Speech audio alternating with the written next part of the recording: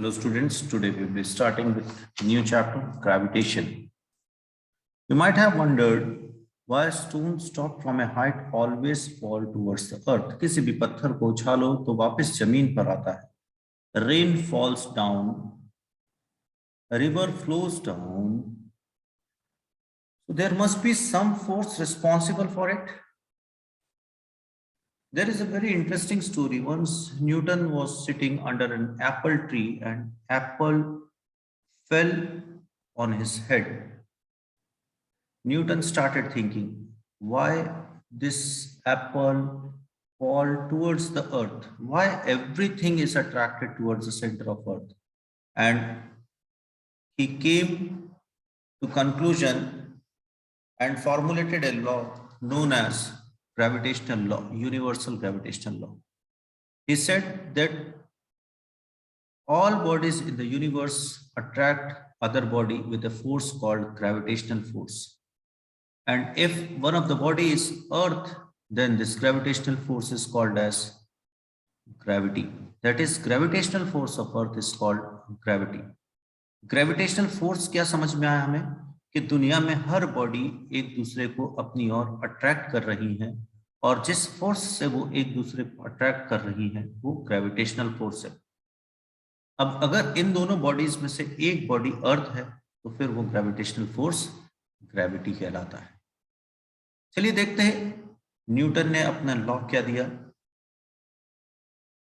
Newton ने बोला कि every body in the universe attract every other body with a force which is directly proportional to the product of the masses and inversely proportional to the square of distance between them. उन्होंने बोला अगर दो bodies हैं, एक का मास m1 है, दूसरी का मास m2 है, दोनों एक दूसरे से r मीटर की दूरी पर रखी हुई हैं, तो उन दोनों के बीच में एक फोर्स लगेगा जो डायरेक्टली प्रोपोर्शनल है प्रोडक्ट ऑफ द मासेस के और इनवर्सली प्रोपोर्शनल है square of distance between them. दोनों को कंबाइन किया, F proportional to m1 m2 by r square. Proportional का साइन हटाया, प्रोपोर्शनैलिटी कांस्टेंट लगाया G, तो F is equals to G m1 m2 by r square. Here G is called constant of proportionality and it is called as universal gravitational constant. अगर इस G के unit की मैं बात करूं तो G का यूनिट, G को एक तरफ रहने दें, F into r square upon m1 into m2 यानी कि newton into metre square upon kg square हो जाएगा. इसकी वैल्यू है 6.67 इंटू 10⁻⁻11. ये कांस्टेंट आपको याद रखना है, ये कांस्टेंट आपको न्यूमेरिकल में गिवन नहीं रहेगा. आगे बढ़ते हैं. देखिए यूनिवर्सल ग्रेविटेशनल कांस्टेंट को और समझते हैं. हमें पता चला अभी F is equals to G m1 m2 by r square. अब अगर इस फॉर्मूले में मैं m1 और m2 दोनों को 1 kg मान लूं और दोनों के बीच का डिस्टेंस जो r है इसे 1 मीटर मान लूं, F is equals to G 1 into 1 upon 1 square हो जाएगा, यानी F G के बराबर आ जाएगा. तो यहां से एक बड़ी सुंदर सी डेफिनेशन निकली यूनिवर्सल ग्रेविटेशनल कांस्टेंट की कि universal gravitational constant is numerically equal to the force acting between two bodies of unit masses kept at unit distance. Unit mass की दो बॉडीज अगर यूनिट डिस्टेंस पे रखी है तो उन दोनों के बीच में लगने वाला फोर्स जो है वो यूनिवर्सल ग्रेविटेशनल कांस्टेंट के बराबर होता है. अब अगला एक क्वेश्चन पूछा जाता है कि यूनिवर्सल ग्रेविटेशनल कांस्टेंट को यूनिवर्सल ग्रेविटेशनल कांस्टेंट क्यों कहते हैं. यूनिवर्सल ग्रेविटेशनल कांस्टेंट को यूनिवर्सल ग्रेविटेशनल कांस्टेंट इसलिए कहते हैं कि ये दो बॉडीज के नेचर, साइज या मास पे डिपेंड नहीं करता. दो बॉडीज के बीच में कौन सा मीडियम है ये इस चीज पे डिपेंड नहीं करता और कब इसे मेजर किया यानी टाइम पे भी ये डिपेंड नहीं करता. तो नेचर, मास, टाइम, मीडियम सबसे इंडिपेंडेंट है. इसीलिए इसे यूनिवर्सल ग्रेविटेशनल कांस्टेंट कहते हैं। इंपॉर्टेंट थ्योरेटिकल क्वेश्चन है। क्या क्वेश्चन फॉर्मुलेट होता है यहाँ? Why G is called universal gravitational constant. आप ये पूरा आंसर लिखेंगे, the value of G is independent of nature, size and mass of interacting bodies, the space where the particle या bodies are kept and the time at which force is applied. So thus the value of G is same whether the interacting bodies are small or big, whether the measurement are made on Earth or any other planet. That is why G is called universal gravitational constant. चलिए numerical देखते हैं। दो numerical NCERT में दिए हैं इस topic पे। पहला न्यूमेरिकल कह रहा है, how does the force of gravitation between two objects change when the distance between them is reduced to half. अगर दो बॉडीज के बीच के डिस्टेंस को आधा कर दूं तो उनके फोर्स में क्या बदलाव आएगा। तो आप लिखें, वी नो दैट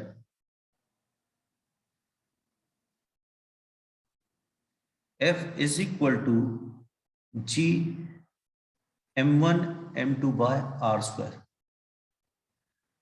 नाउ अब आप r को चेंज करने की बात कर रहे हैं, मतलब r डैश बराबर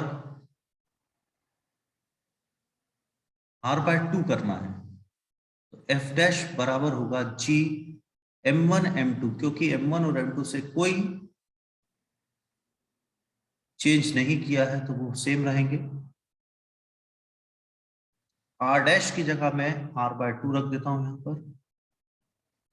जब इसका स्क्वायर किया जाएगा तो f डैश बराबर आएगा g m1 m2 r square by 4। ये 4 ऊपर चला गया, 4g m1 m2 by r square. ये देखें, ये g m1 into m2 by r square को आप ऊपर f लिख कर आए हैं। f dash is equals to 4f, that is if the distance is reduced to half,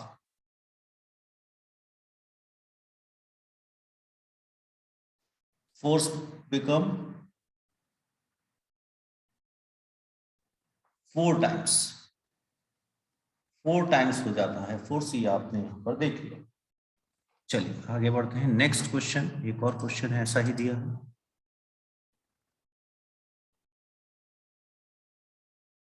ये क्वेश्चन कह रहा है, what happens to the force between two objects if the mass of one object is doubled।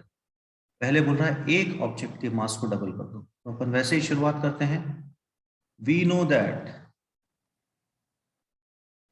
F is equals to g m1 m2 by r square। अब m1 dash एक object, तो मैंने माना कि m1 का मैं मास चेंज कर रहा हूं। m1 डैश बराबर 2 ऑफ m1 हो गया, तो f डैश बराबर आएगा g m1 डैश, m2 में कोई चेंज नहीं किया है तो एज इट इज लिखेंगे, डिस्टेंस में भी कोई चेंज नहीं किया है तो उसे भी एज इट इज लिखेंगे। अब m डैश को मैं m1 डैश को मैं रिप्लेस करता हूं तो यहाँ twice m1 m2 by r square आएगा। ये m1 डैश की जगह मैंने लिखा ट्वाइस ऑफ m1। रीअरेंज करने पर 2g m1 m2 by r square, ये g m1 m2 by r square तो फोर्स है, इसलिए f dash is equals to 2f, that is force becomes twice। अगला इसका सेकंड पार्ट बोलता है, the distance between the two object is doubled और tripled. तो पहले डबल कर लेते हैं। r dash is equals to 2r होगा, f dash is equals to g m1 m2 by r dash square, यानी कि f dash is equals to g m1 m2 by 2r का स्क्वायर। देखिए, जो चीज बदलने के लिए बोली है मैं सिर्फ उसी को चेंज करता हूं, बाकियों को तो मैं एज इट इज लिखता जाता हूं।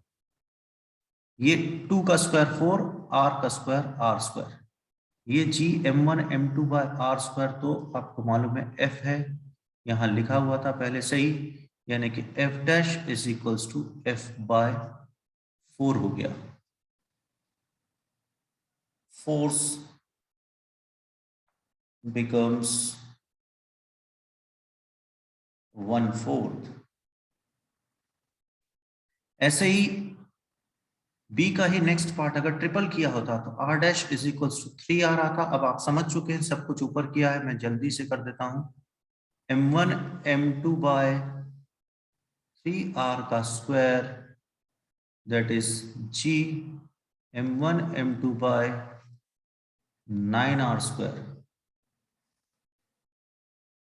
g m1 m2 by r square को तो हम f बोलते हैं, f dash is equals to f by 9, that is force becomes 1/9 of initial force। Last इसका सी पार्ट, सी पार्ट बोलता है the masses of both the objects are doubled, यानी कि m1 is equals to 2m1 and m2 dash is equals to 2m2। f dash is equals to g m1 dash m2 dash, r में कोई बदलाव नहीं तो r square, f is equals to g m1 dash की जगह मैं लिखूंगा twice of m1, m2 dash की जगह लिखूंगा twice of m2 upon r square, rearrange करके लिखूंगा 4g m1 m2 by r square. ये मैंने 2 इंटू 2 4 लिख दिया। ये f डैश चल रहा है अपना, f dash is equals to 4 into f, that is force becomes 4 times। यहां ध्यान दें कि ये सब सब्जेक्टिव एग्जाम में पूछा तो ऐसा किया हमने। अगर सिर्फ ऑब्जेक्टिव टाइप क्वेश्चन होता ये तो mass of one object is double, तो आप बोलते हैं f proportional to m1 m2 है, अगर मास डबल किया f dash is equals to 2f हो जाएगा। डिस्टेंस, तो force is inversely proportional to square of distance है, यहाँ पे अगर मैंने डबल किया तो फोर्स 1/4 हो जाएगा, ट्रिपल किया तो फोर्स 1/9 हो जाएगा। यहाँ पर भी F proportional to m1 m2 है, अगर मैंने दोनों को डबल डबल कर रहा हूं तो फोर्स F डैश जो है 4f हो जाएगा। ये आप डायरेक्ट सोच सकते हैं, लेकिन सब्जेक्टिव एग्जाम में आपको पूरा करना होता है। चलिए, होप ये क्लियर है आपको। आगे बढ़ते हैं। ग्रेविटी, ग्रेविटी क्या है मैंने आपको इंट्रोडक्शन में ही बताया कि दो बॉडीज अगर एक दूसरे को अट्रैक्ट कर रही हैं तो उन दोनों के बीच में लगने वाला अट्रैक्टिव फोर्स ग्रेविटेशनल फोर्स कहलाता है। इन दो बॉडीज में से अगर एक बॉडी अर्थ हो जाए, अर्थ और दूसरी बॉडी के बीच में लगने वाला फोर्स ग्रेविटी कहलाता है, यानी कि gravity is the gravitational force of earth. Clear? चलिए आगे बढ़ेंगे फिर। Relationship between small G and capital G, यानी कि किन किन दो चीजों के बीच में रिलेशन, ग्रेविटी और यूनिवर्सल ग्रेविटेशनल कांस्टेंट के बीच में। देखिए, अभी पिछले आर्टिकल में ही मैंने बताया कि अगर ग्रेविटेशनल फोर्स में अर्थ का लूंगा तो वो ग्रेविटी कहलाएगी। तो मैंने F is equals to G m1 m2 by R square, जो यूनिवर्सल लॉ ऑफ ग्रेविटेशन है, यहां पर मैंने m1 is equals to mass of earth लिया और r बराबर रेडियस ऑफ अर्थ लिया, तो मुझे फॉर्मूला मिल गया F is equals to G into m into small m by R square. यहां पे तो कोई डाउट ही नहीं, इसको अपन इक्वेशन नंबर 1 मान लेते हैं। अब अगर ऐसा हुआ तो एक अर्थ और एक दूसरी बॉडी, ये दूसरी बॉडी अर्थ की तरफ मूव करेगी फोर्स ऑफ अट्रैक्शन से, है ना। कोई भी आप बॉडी का एग्जांपल ले ले, पत्थर भी अगर हाइट पे रखा है, आम भी हाइट पे रखा है, सेब भी हाइट पे रखा है, तो सब नीचे गिरते हैं। जब ये नीचे गिरते हैं इस अट्रैक्शन की वजह से, तो न्यूटन के सेकंड लॉ के अनुसार F बराबर मास इनटू एक्सेलरेशन होता है, और यहाँ एक्सेलरेशन ड्यू टू ग्रेविटी है यानी G है, तो फोर्स बराबर m इंटू जी हो जाएगा। अब एक न्यूटन ने अपने लॉ ऑफ ग्रेविटेशन से हमें बताया, एक न्यूटन ने अपने सेकंड लॉ से हमें फोर्स की वैल्यू बताई। ये दोनों फोर्स एक बराबर हैं, तो मैं दोनों को इक्वेट कर देता हूं। mg बराबर G M into M by R square, m से m cancel, g equals to G M by R square. ये रिलेशन है स्मॉल g और कैपिटल G के बीच में। Hope this relation is clear. Very important from theoretical exam point of theory, subjective exam point of view.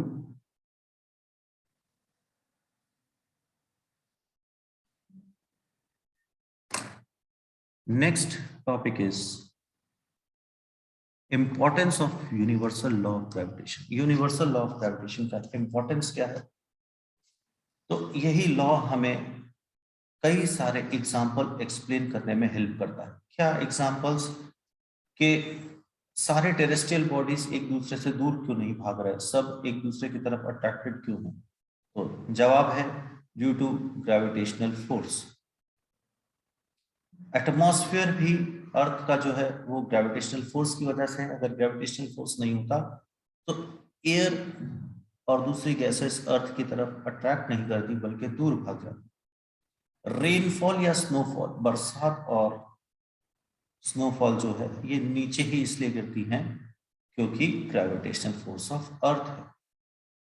पानी नदियों में बहता है ग्रेविटेशनल फोर्स की वजह से। मून अर्थ के अराउंड रिवॉल्व करता है ग्रेविटेशनल फोर्स की वजह से। आर्टिफिशियल सैटेलाइट भी अर्थ के अराउंड ग्रेविटेशनल फोर्स की वजह से ही रिवॉल्व करती है। ग्रेविटेशनल फोर्स इन सैटेलाइट्स को नेसेसरी सेंट्रीपिटल फोर्स प्रोवाइड करता है। फिर all the planet revolve around the sun due to gravitational pull of the sun on the planet. Planets भी अपने ऑर्बिट में ग्रेविटेशनल पुल ऑफ सन की वजह से ही मूव कर रहे हैं। टाइड्स जो हैं, हाई टाइड्स और लो टाइड्स, ये ग्रेविटेशनल फोर्स ऑफ मून की वजह से। और एक्लिप्स चाहे वो सोलर हो या ल्यूनर हो, हम उसका प्रिडिक्शन कर पाते हैं इस लॉ की मदद से। तो इसलिए ये लॉ बड़ा इंपॉर्टेंट है। ये सारे एग्जांपल्स हम उससे एक्सप्लेन कर सकते हैं। लास्ट बड़ा इंपॉर्टेंट, जैसा कि आप लोगों को मालूम है, ये टॉपिक जो है ग्रेविटेशन 9th से शुरू होकर आपके जेई मेंस मेडिकल तक जाएगा, यानी कि आपको 11th में भी इस टॉपिक को पढ़ना है। तो कुछ बातें जो आगे भी आपको काम आएगी वो यहाँ पे नोट कर लें। कुछ कंसेप्ट्स बताने वाला हूँ मैं। पहला, it is always attractive in nature. देखिए, जैसे आप इलेक्ट्रोस्टैटिक फोर्स या मैग्नेटिक फोर्स की बात कर रहे हैं तो अट्रैक्शन और रिपल्शन दोनों होता है, लेकिन इस फोर्स में केवल अट्रैक्शन होता है, रिपल्शन नहीं होता। ये फोर्स इंडिपेंडेंट है दोनों बॉडीज के बीच में मीडियम के। ग्रेविटेशनल फोर्स दो बॉडीज के बीच में प्रेजेंट मीडियम से इंडिपेंडेंट है। इलेक्ट्रोस्टैटिक फोर्स नहीं होता, मैग्नेटिक फोर्स नहीं होता। ये एक वाइड रेंज फोर्स है। इस बात का मतलब समझें पहले। वाइड रेंज फोर्स का मतलब कि ये बहुत छोटी दूरी में भी लगता है और बहुत बड़ी दूरी पे भी लगता है। बहुत छोटे ऑब्जेक्ट्स के बीच में भी फोर्स लगता है और टेरेस्ट्रियल बॉडीज के बीच में भी फोर्स लगता है, इसीलिए इसे वाइड रेंज फोर्स कहते हैं। ये सेंट्रल फोर्स है। सेंट्रल फोर्स का मतलब समझें। सेंट्रल फोर्स यानी ये दो बॉडीज हैं मान लीजिए, तो दो बॉडीज के सेंटर को ज्वाइन कर दीजिए एक लाइन से, तो ये फोर्स जो है इसी लाइन के अलोंग लगेगा। ये फोर्स ऐसा नहीं लग सकता, इस डायरेक्शन में नहीं लग सकता, इसीलिए इसे सेंट्रल फोर्स कहते हैं। This force is central force. Then it is a two body interaction. Two body interaction का मतलब कि अगर यहाँ एक बॉडी है और ये दूसरी बॉडी है, ए नाम दे देता हूं इसको, इसको नाम बी दे देता हूं, तो force between A and B, F A B, इसे कोई फर्क नहीं पड़ेगा, इनके आजू बाजू तीसरी बॉडी, चौथी बॉडी, पांचवी, छठवीं जितनी भी रखी हो, force between A and B is going to be same. इसीलिए इसे बोलते हैं two body interaction, independent of the presence of third body in its surrounding. फिर कोई आपसे सवाल पूछ सकता है कि जब दो बॉडीज के बीच में अट्रैक्टिव फोर्स लग रहा है तो ये मूव क्यों नहीं करती? जवाब है क्योंकि ये फोर्स बहुत कमजोर है, वीकेस्ट फोर्स इन नेचर। अगर इसको मैं इलेक्ट्रोस्टैटिक फोर्स से कंपेयर करूं तो इलेक्ट्रोस्टैटिक फोर्स है 10⁻⁻43 टाइम्स कम है ये ग्रेविटेशनल फोर्स। फिर नेक्स्ट पॉइंट है कंजर्वेटिव फोर्स। ये टर्म भी याद रखिएगा आप, conservative force, central force. Conservative force का क्या मतलब होता है? कंजर्वेटिव फोर्स का मतलब है कि इस फोर्स के द्वारा जो हम वर्क करेंगे वो वर्क पाथ पे डिपेंड नहीं करेगा। मतलब अगर मैं ग्रेविटेशनल फोर्स के अगेंस्ट में कोई वर्क करता हूं तो वर्क पाथ इंडिपेंडेंट रहेगा। वर्क पावर एनर्जी में और इस पे डिटेल में बात करेंगे। ये मान लीजिए हाइट h पे एक प्लेटफॉर्म है, मुझे एक बॉडी जिसका मास m है उसे यहां से यहां ले जाना है, तो मुझे जितना वर्क करना पड़ेगा मैं इसे किसी भी पाथ से ले जाऊंगा, मेरा वर्क डन उतना ही रहेगा। मतलब ये पाथ पे डिपेंड नहीं कर रहा, कंजर्वेटिव फोर्स है, कंजर्वेटिव फोर्स के द्वारा किया गया वर्क पाथ पे डिपेंड नहीं करता। इंपॉर्टेंट। फिर last point, it is an action reaction pair. Action reaction pair का मतलब कि भले बहुत बड़ी बॉडी और छोटी बॉडी के बीच में फोर्स लग रहा है, जितना फोर्स ये बॉडी इस बॉडी पर लगाएगी उतना ही ये वाली बॉडी इस बॉडी पर लगाएगी। अगर ऐसा नहीं हुआ तो न्यूटन का थर्ड लॉ गलत हो जाएगा, जो बोलता है every action has equal and opposite reaction. तो ये दो बॉडीज के बीच में जब लगेगा तो दोनों बॉडीज एक दूसरे के ऊपर बराबर फोर्स लगा पा रही होंगी। होप ये सारी प्रॉपर्टीज आपको क्लियर है। तो ये था थोड़ा सा इंट्रोडक्शन ग्रेविटेशन के ऊपर। होप ये लेक्चर आपको समझ में आया होगा। नोट्स आप वीडियो को जगह जगह पर पॉज करके बना सकते हैं इसी में से। ऐसे ही और वीडियोस के लिए stay tune, keep watching, keep learning. Thank you so much.